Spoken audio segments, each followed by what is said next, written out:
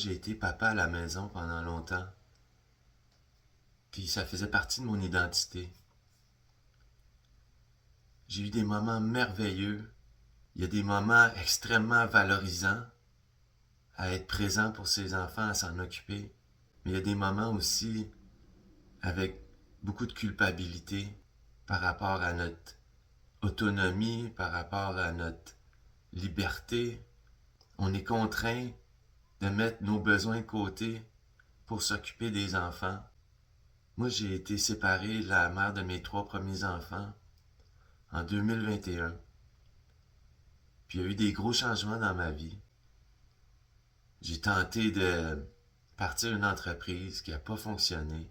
À travers tous ces événements-là, ces situations, j'ai développé la dévalorisation face à mon identité en tant qu'homme, en tant que parent, en tant que conjoint. J'ai eu l'impression d'avoir tout essayé, que c'était jamais assez bon, c'était jamais suffisant, c'était jamais convenable, dans plus ou moins toutes les sphères de ma vie. Moi, j'avais jamais vécu de dépression auparavant. Puis ça m'a pris par surprise. C'est sûr que une séparation, un échec professionnel, ça menait à beaucoup de dévalorisation. Mon rôle de père qui avait changé, de papa constamment présent, à un papa à mi-temps. Après avoir vécu ces déceptions, la dévalorisation s'est mise en place, puis ça n'a pas été long que ça a mené à une dépression.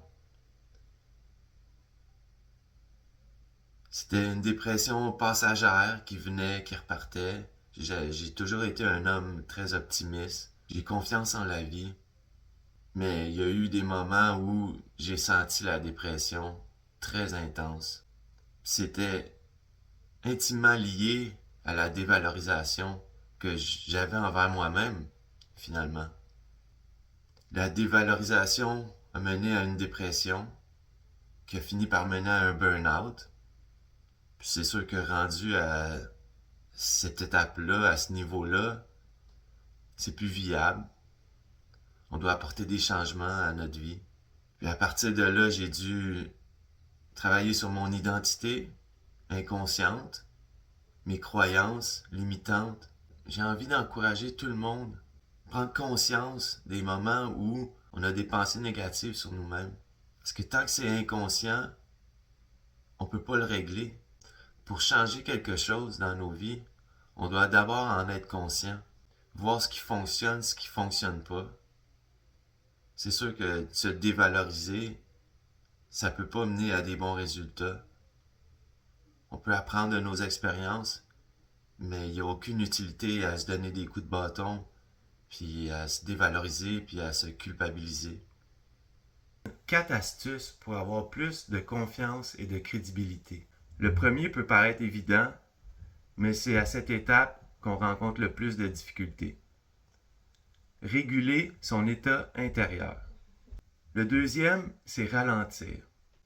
Ralentir ses mouvements, ralentir sa respiration, ralentir sa communication. Piano, no presto. Le troisième, je l'appelle l'alignement. Aligner ses oreilles avec son cœur et son cœur avec son bassin. Quatrième, c'est avoir une intention positive. Quand on a une intention positive, ça nous donne la confiance. C'était mes 4 astuces pour avoir plus confiance en soi, plus d'influence, plus de prestance et de crédibilité. N'oubliez pas de vous liker.